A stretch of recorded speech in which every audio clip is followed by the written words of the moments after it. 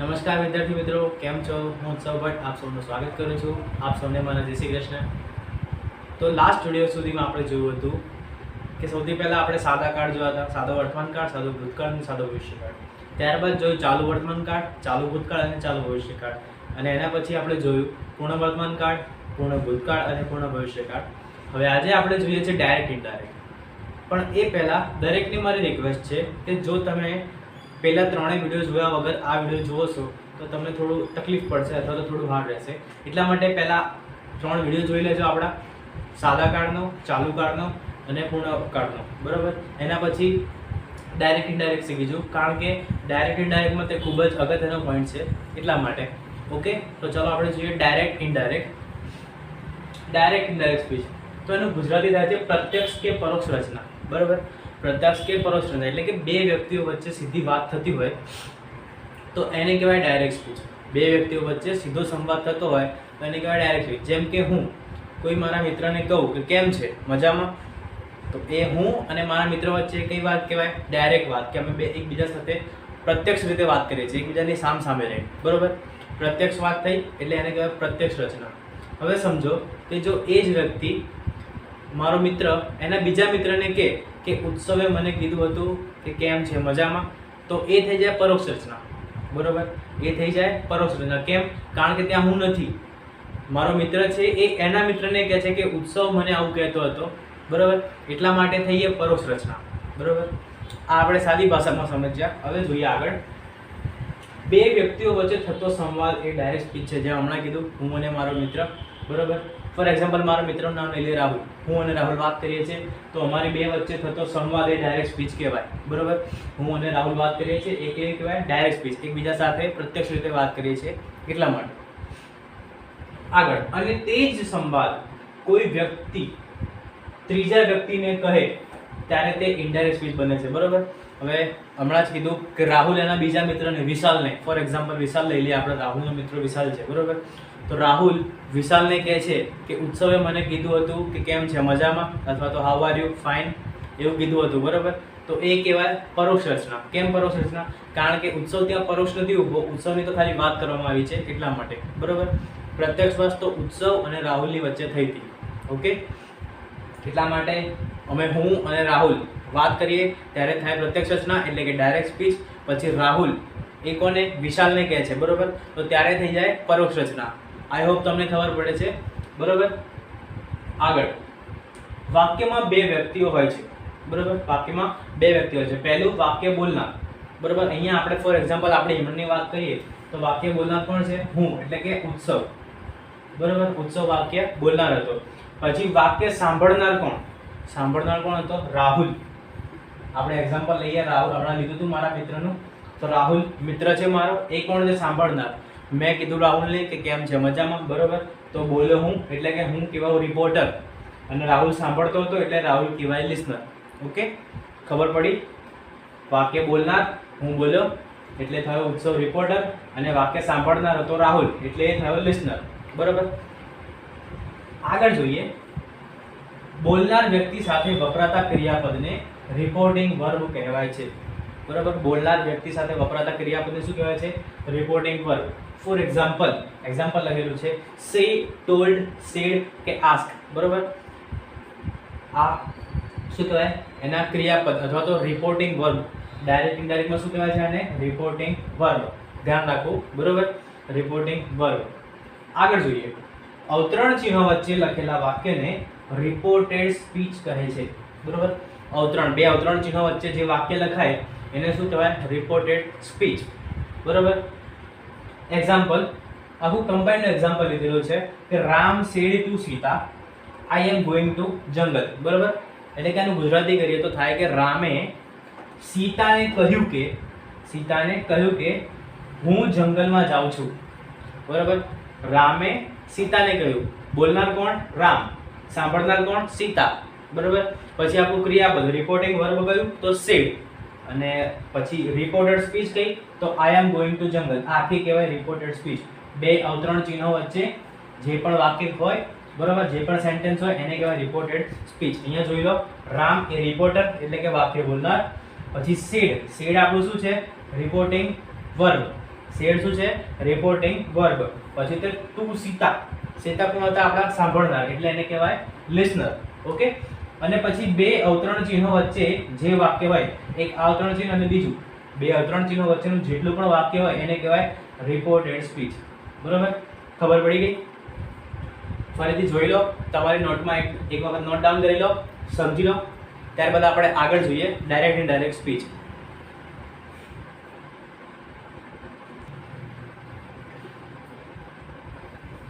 ચલો, હમણાં જોયું આપણે કે લિસનર એટલે શું, પછી એના પછી રિપોર્ટિંગ વર્બ એટલે શું, પછી આપણે જોયું રિપોર્ટર એટલે કોણ, પછી રિપોર્ટિંગ સ્પીચ એટલે શું. બરાબર? હવે આપણે જોઈએ કે રિપોર્ટિંગ સ્પીચ જે બે ઇન્વર્ટેડ કોમા વચ્ચે સેન્ટેન્સ હોય છે એમાં ક્યારે ફેરફાર કરવો અને ક્યારે ન કરવો. બરાબર? તો પહેલા જોઈએ કે રિપોર્ટેડ સ્પીચના કાળમાં ક્યારે ફેરફાર ન કરવો. બરાબર? રિપોર્ટેડ સ્પીચ એટલે પહેલા તો બે અવતરણ ચિહ્નો વચ્ચે જે પણ સેન્ટેન્સ હોય એ રિપોર્ટેડ સ્પીચ. બરાબર? બે અવતરણ ચિહ્નો વચ્ચે જે સેન્ટેન્સ હોય એને કહેવાય રિપોર્ટેડ સ્પીચ. એમાં ક્યારે ફેરફાર ન કરવો, તો પહેલું જોઈએ રિપોર્ટિંગ વર્બ વર્તમાન કાળ કે ભવિષ્ય કાળમાં હોય ત્યારે રિપોર્ટેડ સ્પીચમાં રિપોર્ટેડ સ્પીચના કોઈ કાળમાં ફેરફાર થતો નથી. બરાબર? રિપોર્ટિંગ વર્બ વર્તમાન કાળ કે ભવિષ્ય કાળમાં હોય ત્યારે રિપોર્ટેડ સ્પીચમાં કોઈ ફેરફાર થતો નથી. બરાબર? એટલે કે જ્યારે આરવી તરીકે, આરવી એટલે રિપોર્ટિંગ વર્બ, આરવી તરીકે સે, સેઝ, વિલ સે, શેલ સે આવે ત્યારે આરએસ, આરએસ એટલે રિપોર્ટેડ સ્પીચમાં કોઈ ફેરફાર થતો નથી. બરાબર? જ્યારે રિપોર્ટિંગ વર્બ તરીકે શું હોય? સે, સેઝ, વિલ સે, શેલ સે આટલું હોય, ચાર શબ્દો હોય. બરાબર? ચાર ક્રિયાપદો હોય તો રિપોર્ટેડ સ્પીચમાં કોઈ ફેરફાર થતો નથી. ધ્યાનથી વાંચી લેવું. રિપોર્ટિંગ વર્બ તરીકે સે, સેઝ, વિલ સે કે શેલ સે હોય તો શું થાય? રિપોર્ટેડ સ્પીચમાં ઇન્વર્ટેડ કોમામાં વચ્ચે જે સેન્ટેન્સ છે એમાં કોઈ જ ફેરફાર કરવાનો નહીં, ફક્ત અવતરણ ચિહ્ન નીકળી જાય છે. બરાબર? અવતરણ ચિહ્ન નીકળી જાય છે અને ધેટ સંયોજકથી વાક્ય જોડાય છે. વાક્યનું શું કરવાનું? ધેટ સંયોજકથી વાક્ય જોડવાનું. ધેટ સંયોજક ડાયરેક્ટ ઇનડાયરેક્ટમાં મોટા ભાગના સેન્ટેન્સમાં વપરાશે. બરાબર? ધેટ સંયોજકથી વાક્ય જોડવાનું. મોટા ભાગના, દરેક નહીં, બધા નહીં, મોટા ભાગના. સાંભળજો, મોટા ભાગના. બરાબર? આગળ જોઈએ એક્ઝામ્પલ. રીમા સેઝ, રીમાએ કહ્યું સીમા ઇઝ અ ટીચર. રીમાએ શું કહ્યું? સીમા ઇઝ અ ટીચર, એટલે કે સીમા ટીચર છે. બરાબર? હવે જોઈએ કે રીમા સેઝ છે, આને કહેવાય રિપોર્ટેડ વર્બ. બરાબર? રીમાએ શું કીધું? Reema says Seema is a teacher. Seema શું છે? ટીચર છે. બરાબર? તો હવે અહીંયા આપણે જેમ આ નિયમ છે કે રિપોર્ટિંગ વર્બ તરીકે વર્તમાન કાળ કે ભવિષ્ય કાળ હોય તો આમાં શું થાય? ઇન્વર્ટેડ કોમાની વચ્ચે જે સેન્ટેન્સ છે એમાં કોઈ જ ફેરફાર ન થાય. બરાબર? તો જોયું આપણે કે સેઝ છે. બરાબર? તો સેઝ એ શું થયું? વર્તમાન કાળ થયું. બરાબર? એટલા માટે આની અંદર કોઈ જ ફેરફાર નહીં કરવાનો. નિયમ શું? ફક્ત ને ફક્ત આ બે ઇન્વર્ટેડ કોમા છે એ કાઢી નાખવાના અને વાક્યને અહીંયા ધેટ સંયોજકથી જોડવાનું. તો જોઈએ એનું ઇનડાયરેક્ટ બનાવ્યું કે રીમા સેઝ, રીમા સેઝ આખું મૂકી દીધું. પછી ધેટ સંયોજક જે આપણે જોડવાનું કીધું તો ધેટ સંયોજક એ ધેટ. Rima says that. પછી આખું વાક્ય એમનું એમ ખાલી ઇન્વર્ટેડ કોમા કાઢી નાખ્યો આપણે. That Seema is a teacher. બરાબર? શું કર્યું? ફક્ત ને ફક્ત આ જે ઇન્વર્ટેડ કોમા છે એ કાઢી નાખ્યા, વાક્યને ધેટથી જોડ્યું, બાકી બેઠું વાક્ય એમનું એમ ઉતારી દીધું આપણે. ફરીથી જોઈએ કે રીમા સેઝ, રીમા સેઝ આખું ઉતાર્યું છે. હવે અહીંયા સાદો વર્તમાન કાળ છે, સોરી ખાલી વર્તમાન કાળ છે રિપોર્ટિંગ વર્બ, એટલા માટે ખાલી ધેટ જોડ્યું. પછી Seema is a teacher, Seema is a teacher એમનું એમ મૂકી દીધું. Okay, done? પડી ગઈ ખબર? ફરીથી જોઈ લેવું કે જો રિપોર્ટિંગ વર્બ તરીકે વર્તમાન કાળ કે ભૂતકાળ ભવિષ્યકાળ હોય. બરાબર? વર્તમાન કાળ કે ભવિષ્યકાળ હોય તો અહીંયા ખાલી ધેટ જોડવું, પછી ઇન્વર્ટેડ કોમા કાઢીને વાક્ય એમનું એમ મૂકી દેવું. બરાબર? આગળ જોઈએ રિપોર્ટેડ સ્પીચનું વાક્ય સનાતન સત્ય હોય, કહેવત હોય, વિજ્ઞાનનો સિદ્ધાંત હોય તો તેમાં કોઈ ફેરફાર થતો નથી. બરાબર? શું હોય? વાક્ય સનાતન સત્ય હોય, કહેવત હોય, વિજ્ઞાનનો સિદ્ધાંત હોય તો તેમાં કોઈ જ ફેરફાર થતો નથી. અવતરણ ચિહ્ન નીકળી જાય છે. બરાબર? અને ધેટ સંયોજકથી વાક્ય જોડાય છે. બરાબર? શું છે? રિપોર્ટેડ સ્પીચનું વાક્ય સનાતન સત્ય હોય, કહેવત હોય, વિજ્ઞાનનો સિદ્ધાંત હોય તો શું થાય? તેમાં કોઈ ફેરફાર ન થાય, અવતરણ ચિહ્ન નીકળી જાય છે અને ધેટ સંયોજકથી વાક્ય જોડાય છે. એ તો ઉપરની જેમ જ, બરાબર. એટલે આમાં પણ કોઈ જ ફેરફાર નહીં થાય. એક્ઝામ્પલ જોઈએ. Teacher said the earth is round. ટીચરે શું કીધું? કે the earth is round. હવે સમજો કે ટીચરે શું કીધું? કે દુનિયા કેવી છે? પૃથ્વી કેવી છે? ગોળ છે. પૃથ્વી કેવી છે? ગોળ છે. તો આ એક વિજ્ઞાનનો સિદ્ધાંત થઈ ગયો, બરોબર. આ સાયન્ટિફિકલી પ્રૂવન છે. એ અર્થ એટલે કે આપણી પૃથ્વી કેવી છે? ગોળ છે, બરોબર. એટલા માટે આ વિજ્ઞાનનો સિદ્ધાંત થયો. એટલા માટે આપણે શું કરીશું? વાક્ય એમનું એમ ખાલી ધેટ જોડીશું, વધારાનું શું મૂકીશું? ધેટ. પછી આખું ઇન્વર્ટેડ કોમા કાઢી આખું સેન્ટેન્સ નીચે ઉતારી દઈશું, બરોબર. જોઈએ ટીચર સેડ, તો ટીચર સેડ પછી ધેટ સંયોજક જોડ્યું, આ મેં કાઢી નાખ્યું, બરોબર. ઇન્વર્ટેડ કોમા કાઢે એટલે મૂક્યું that the earth is round, આખું ધ અર્થ ઇઝ રાઉન્ડ એમનું એમ. Okay, done. આપણું રિપોર્ટેડ સ્પીચના કાર્ડમાં ક્યારે ફેરફાર ન કરવો એ વસ્તુ પૂરી. આગળ જોઈએ કે રિપોર્ટેડ સ્પીચના કાર્ડમાં ક્યારે ફેરફાર કરવો, બરોબર. આટલું તમારી નોટમાં ઉતારી દો. આગળ જોઈએ.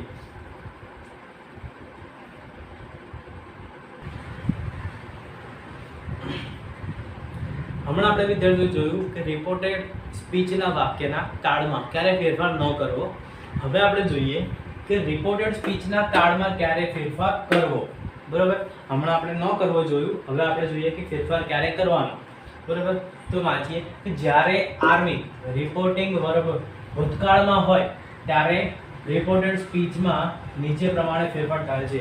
એટલે રિપોર્ટિંગ વર્બ ભૂતકાળમાં હોય એટલે કે સેડ, ભૂતકાળમાં એટલે કે સેડ આપેલું હોય, બરોબર. હવે તમને ખબર પડી ગઈ હશે કે રિપોર્ટિંગ વર્બ એટલે શું. આપણે થોડા એક્ઝામ્પલ્સ પણ જોયા, બરોબર.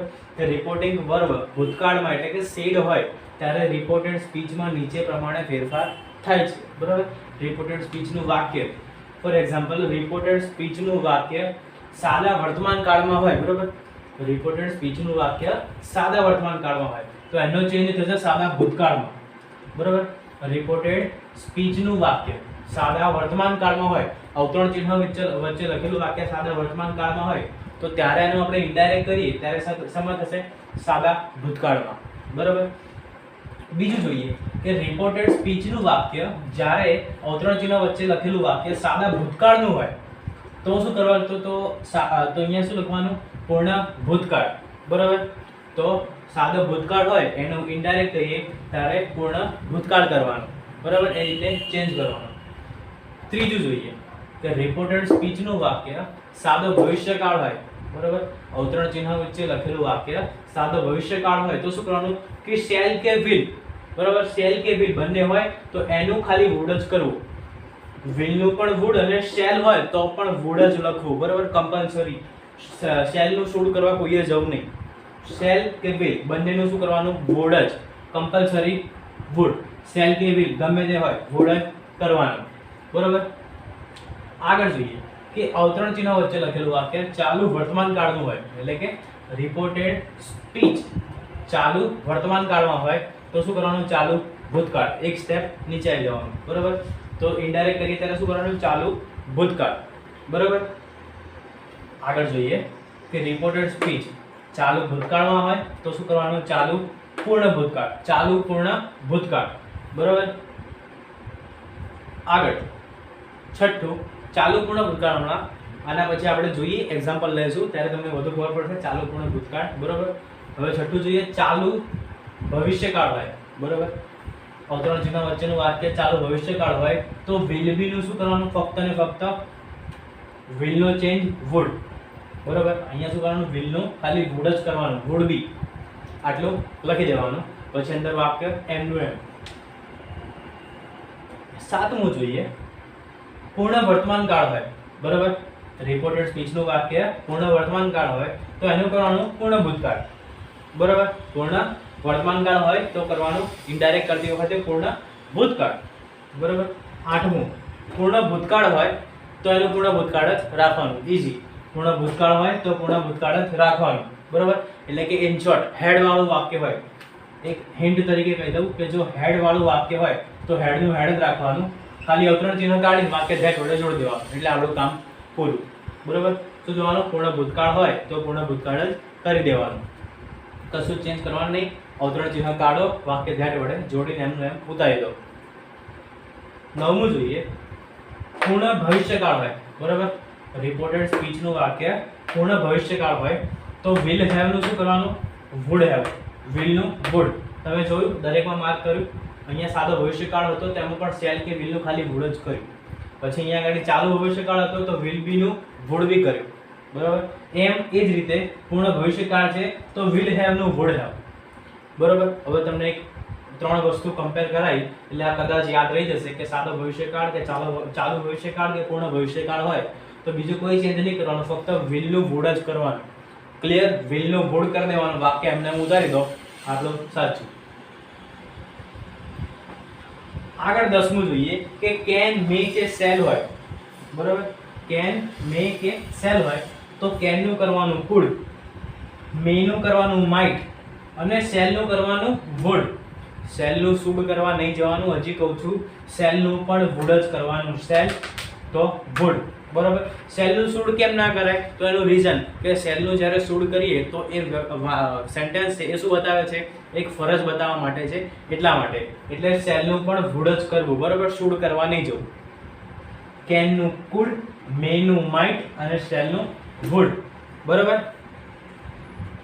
લખી દો તમારી નોટમાં. આગળ જોઈએ.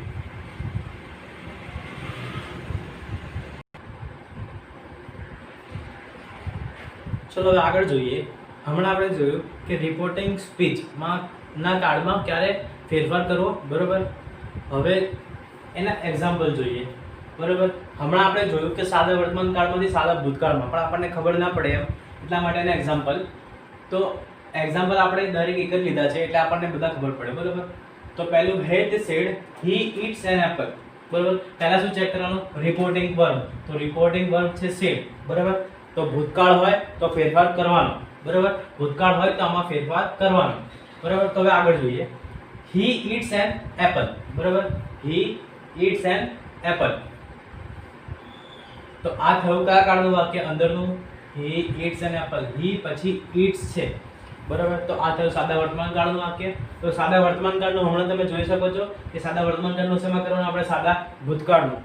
તો ડાયરેક્ટ ચલો આનું ડાયરેક્ટ છે તો એનું ઇનડાયરેક્ટ કરીએ કે હી સેડ, આખું લખી દઈએ હી સેડ, પછી ઇન્વર્ટેડ કોમા કાઢી નાખવાના તો શું મૂકવાનું? ધેટ. પછી he said that he it's. It's ની જગ્યાએ શું કરવાનું? એડ કરી નાખવાનું. સાદો ભૂતકાળ બનાવવાનું છે એટલે હી એટ એન એપલ. બરોબર. વાક્ય આપણું પૂરું.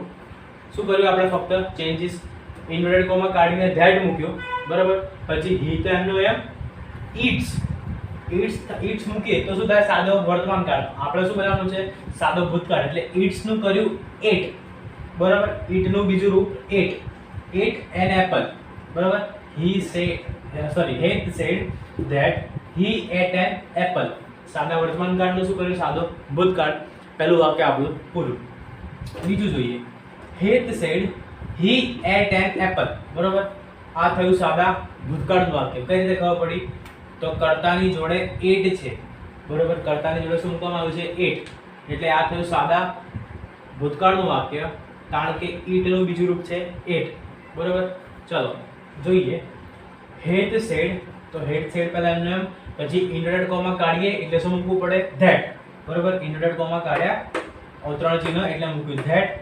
પછી હી નું હી મૂકી દેવાનું. પછી એટ હોય. બરોબર. એટ નું આપણે શું કરવાનું? સાદા ભૂતકાળનું શું કરવાનું છે? પૂર્ણ ભૂતકાળ. એટલે હેડ ઇટન. બરોબર. એટ નું શું કર્યું છે? હેડ ઇટન. કેમ? કારણ કે પૂર્ણ ભૂતકાળમાં આપણે લઈ જવાનું છે એટલે આ ચેન્જ કરવું પડે. હેડ ઇટન. એટ નું had eaten an apple. Had said that he had eaten an apple. બરોબર. આગળ number 3. Had said he will eat an apple. હવે આ થયું સાદા આ થયું સાદા ભવિષ્યકાળનું. બરોબર. તો આમાં તો આપણે શું થયું? સાદા ભવિષ્યકાળમાં ખાલી વિલ નું વુડ જ કરવાનું. તો આયરો આપણો વિલ, એને કરી દઈએ વુડ. વિલ નું કર્યું વુડ. બરોબર. પછી અવતરણ ચિહ્ન કાઢીએ એટલે આવે ધેટ, તો મૂકી દઈએ. Het said that he would eat an apple. બરોબર, પછી કોઈ ચેન્જ નહીં કરવાનો. અવતરણ ચિહ્ન કાઢીએ એટલે મૂકવું પડે ધેટ. સાદો ભવિષ્યકાળ છે એટલે વિલ નું કર્યું વુડ. બાકી બધું એમનું એમ. હેત said that he wood, will નહીં વુડ, ઈટ એન એપલ. બરોબર, કોઈ જ ચેન્જ નહીં કરવાનો, ખાલી વિલ નું શું કર્યું વુડ. ચલો આગળ જોઈએ. Het said he is eating an apple. he is eating બરોબર. તો આ કયા કાળનું થયું? ચાલુ વર્તમાન કાળ. બરોબર, કારણ કે is eating છે એટલા માટે ચાલુ વર્તમાન કાળ. તો હેત said he is eating an apple. હવે આપણે પાછું યાદ કરવાનું કે ચાલુ વર્તમાન કાળ હોય તો એનું શું કરવાનું? ચાલુ ભૂતકાળ. બરાબર, ચાલુ વર્તમાન કાળ હોય તો ચાલુ ભૂતકાળ કરવાનું. તો ચલો જોઈએ.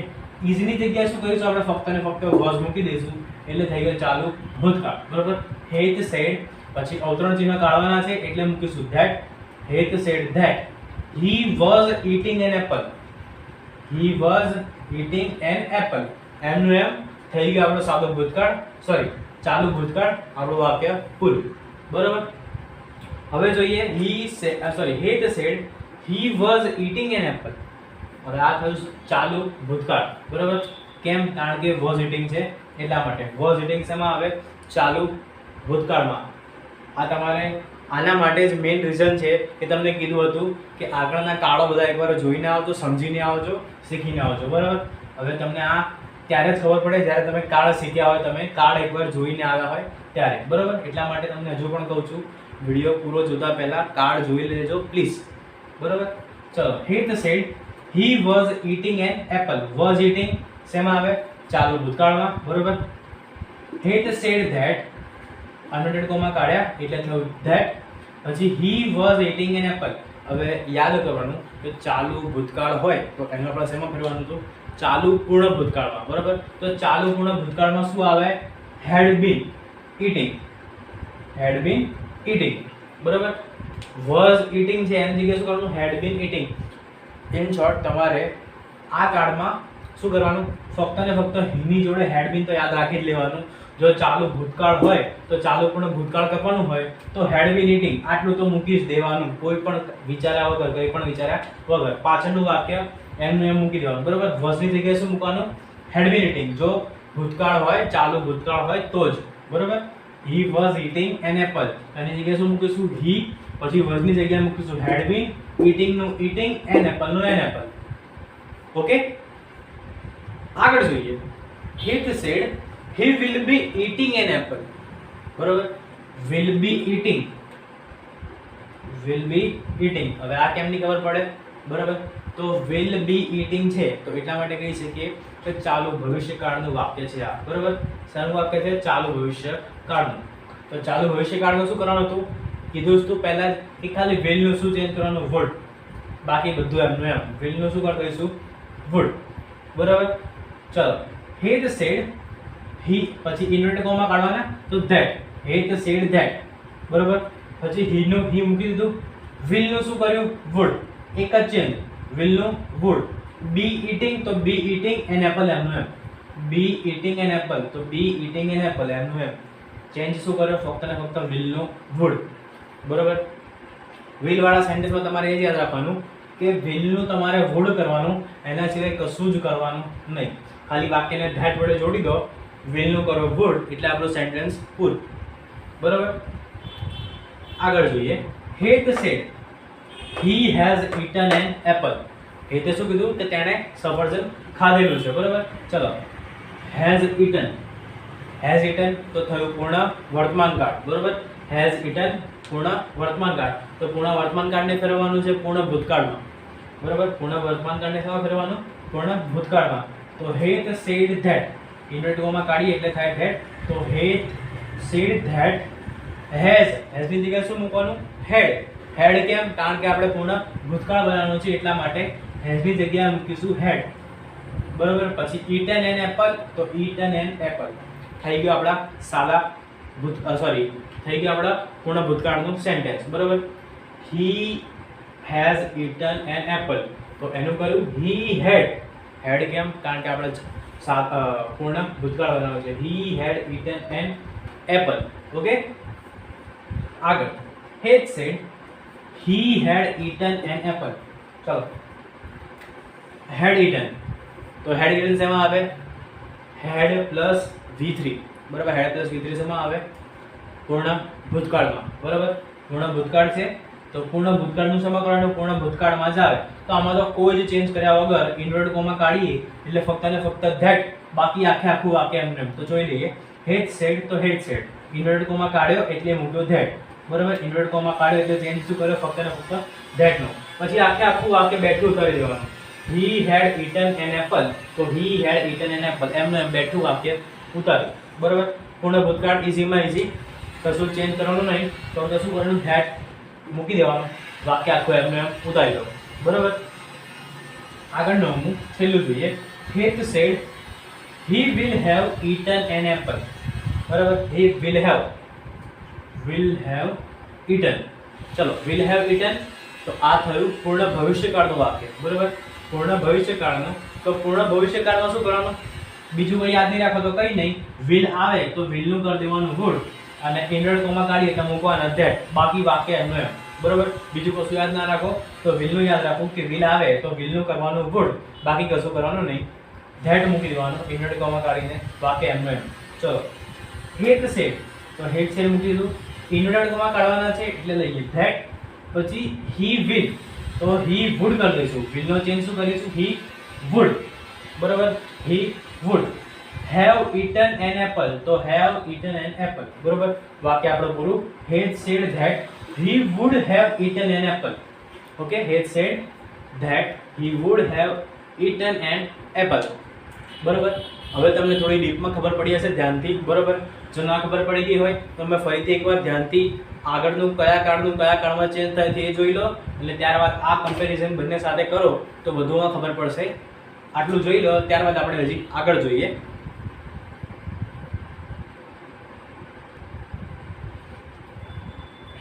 ચલો આગળ જોઈએ. હમણાં સુધી આપણે જોયું કે રિપોર્ટિંગ સ્પીચમાં જ્યારે કાર્ડનું પરિવર્તન કેવી રીતે કરવું, બરાબર. કયો કાર્ડ હોય તો તેમાં કયો ચેન્જ કરવો તે જોયું. હવે જોઈએ કે રિપોર્ટિંગ સ્પીચના વાક્યમાં વપરાતા સમયસૂચક શબ્દો, બરાબર. સમયસૂચક આ બધા શબ્દો આવે તો એમાં કેમનો ફેરફાર કરવો, બરાબર. સમયસૂચક શબ્દો કેમનો ફેરફાર કરવો? તો ડાયરેક્ટ સ્પીચમાં એટલે કે ઇન્વર્ટેડ કોમાની અંદર આ વાક્ય આ શબ્દો હોય તો ઇનડાયરેક્ટ સ્પીચમાં તેનો આ અર્થ થાય. તો જોઈએ તો these હોય તો these નું શું થાય? that, બરાબર. these નું શું કરવાનું? that. પછી these, બીજું these છે તો એ these નું શું કરવાનું? those, બરાબર. પછી here નું શું કરવાનું? that. today નું that day. tomorrow નું the next day, બરાબર. tomorrow નું શું કરવાનું? the next day. પછી yesterday હોય તો એના બે અર્થ થાય, એક previous day અને the day before, બરાબર. એક previous day અને day before. પછી the next week હોય તો the following week, બરાબર. next week નું શું કરવાનું? following week. last week હોય તો previous week. tonight હોય તો that night, બરાબર. tonight નું શું કરવાનું? that night. પછી ago હોય તો before, ago નું before. now નું then, come નું go અને thus નું so, બરાબર. thus નું so, બરાબર. આ એવા શબ્દો છે સમયસૂચક શબ્દો કે જે રિપોર્ટેડ સ્પીચમાં વપરાય છે, બરાબર. અને બીજી મહત્વની વાત કે આમાં ઊંધો ફેરફાર કોઈ દિવસ ના થાય, બરાબર. એટલે કે જો રિપોર્ટેડ સ્પીચમાં ધેટ આપ્યું હોય તો ધેટનું આપણે ધીસ કરીએ તો એ ના ચાલે. જો ધીસ આપ્યું હોય તો ધીસનું ધેટ કરવાનું, પણ ધેટનું ધીસ કરવા નહીં જવાનું, બરાબર. ફોર એક્ઝામ્પલ બીજું લઈએ તો અંદર આપણને ગો આપ્યું હોય તો ગોનું કમ નહીં કરવાનું. જો કમ આપ્યું હોય તો કમનું ગો કરવું પડે, બરાબર. પણ એ પણ કમનું પણ ધ્યાન રાખવાનું કે કમ જો આવવાના અર્થમાં હોય, બરાબર, તો એમાં ગો ના કરાય, બરાબર. આ એવા શબ્દો છે કે જે અત્યારે તમે યાદ કરી લો, પરંતુ જ્યારે આપણે એક્ઝામ્પલ કરીશું તો તમને વધારે ખબર પડશે, બરાબર. ચલો આજે આપણે આટલું રાખીએ, આટલો લેક્ચર આપણે પૂરો કરીએ. જો તમને કંઈ ક્વેરી હોય તો તમે મને કોન્ટેક્ટ કરી શકો છો. ઓકે, જય શ્રી કૃષ્ણ. મળીએ નેક્સ્ટ વિડીયોમાં.